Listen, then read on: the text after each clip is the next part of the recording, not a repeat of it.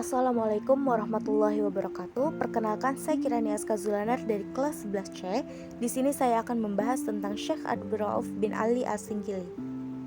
Sebelum masuk pembahasan, perkenalkan guru pembina kami, Pak Albert Ferdinand Nunggala, SPDI MPD.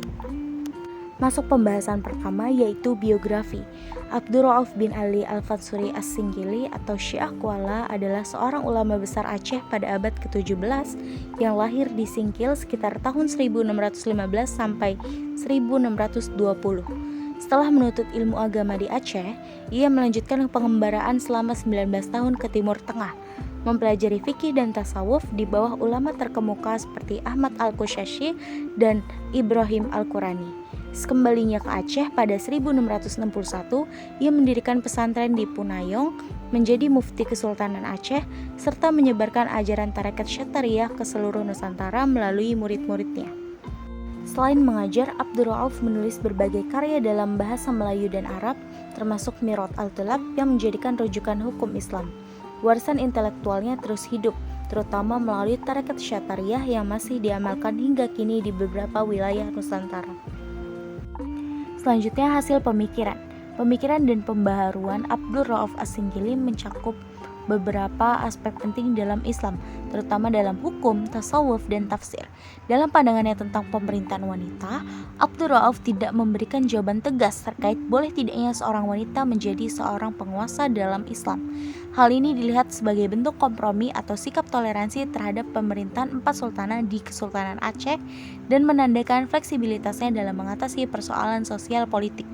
Di bidang tasawuf, Abdurrauf memiliki pendekatan yang moderat dan seimbang, menolak ekstremisme baik dalam hukum maupun spiritualitas. Ia secara teologis menolak paham wujudiyah, namun tidak bersikap radikal terhadap para pengikut Hamzah Fansuri dan Syamsuddin As-Sumatrani. Dengan menghindari sifat takfiri, kafir mengkafirkan, ia menekankan ketenangan dan harmoni dalam memahami hubungan antara hamba dan Tuhan. Sebagai ulama pertama di Nusantara yang menulis tafsir Al-Quran lengkap dengan bahasa Melayu, yaitu Terjemahan Al-Mustafid, Abdurrauf juga menunjukkan ketinggian intelektualnya serta pengaruh luas dalam penyebaran ilmu tafsir di Nusantara. Secara keseluruhan, pemikiran Abdurrauf As-Singkili mencerminkan sifat inklusif, moderat, dan toleran, baik dalam persoalan hukum, tasawuf, maupun dalam kontribusinya di bidang tafsir. Selanjutnya, karya Abdurrauf As-Singkili.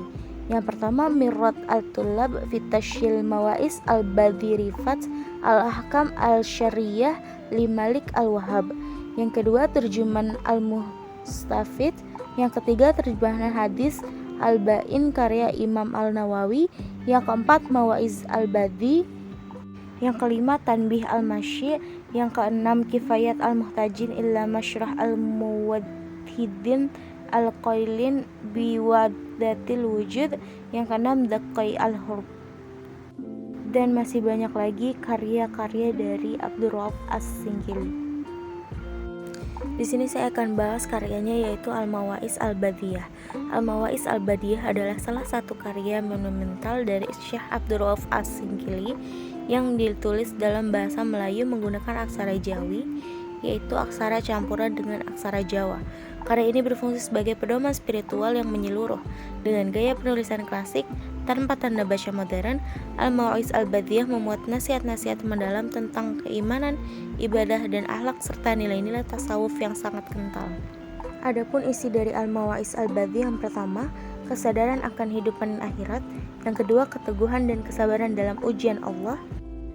Yang ketiga, menghindari penyakit hati seperti dengki dan riya. Yang keempat, prioritas pada kehidupan akhirat. Yang kelima, jangan bermuka dua dalam beragama. Yang keenam, keikhlasan dalam ibadah.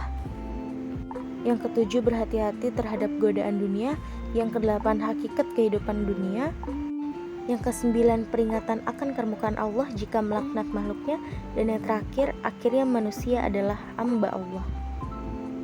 Selanjutnya, nilai keteladanan Abdurrauf As-Singkili. Yang pertama, dedikasi dalam menuntut ilmu. Yang kedua, komitmen dalam pengembangan pendidikan. Yang ketiga, penyebaran nilai-nilai kearifan dan tasawuf. Dan yang terakhir, produktivitas dalam karya ilmiah. Selanjutnya, hikmah dari kehidupan Abdurrauf As-Singkili adalah ketekunan dalam menuntut ilmu, pengabdian untuk kemaslahatan umat, dan keikhlasan dalam menyebarkan pengetahuan. Perjalanan panjangnya menuntut ilmu hingga ke Timur Tengah menunjukkan dedikasi yang luar biasa terhadap ilmu agama. Ia tidak hanya mencari ilmu untuk dirinya sendiri, tapi juga dengan tekad kuat untuk membagikannya demi kebaikan masyarakat. Selain itu, peran Abdul Rauf dalam mengembangkan tasawuf melalui tarekat Syattariyah memperlihatkan keseimbangan antara ilmu intelektual dan spiritual yang menjadi teladan bagi para ulama dalam membimbing umat. Dan yang terakhir, kesimpulan, Abdul Rauf Al-Singkili adalah sosok yang berpengaruh dalam sejarah Islam di Nusantara, terutama di Aceh. Beliau dikenal sebagai seorang ulama besar yang berjuang untuk membangun keilmuan di Aceh, baik dalam fikih, tasawuf maupun hukum Islam. Dedikasinya dalam membimbing masyarakat Aceh, mendirikan pesantren, dan menulis berbagai risalah ilmiah menunjukkan komitmen beliau untuk menjadikan Aceh sebagai pusat keilmuan Islam. Karyanya yang paling berpengaruh, Mirat al-Talab, menjadi rujukan dalam hukum Islam di Aceh dan sekitarnya, yang turut memperkuat fondasi Islam di Nusantara.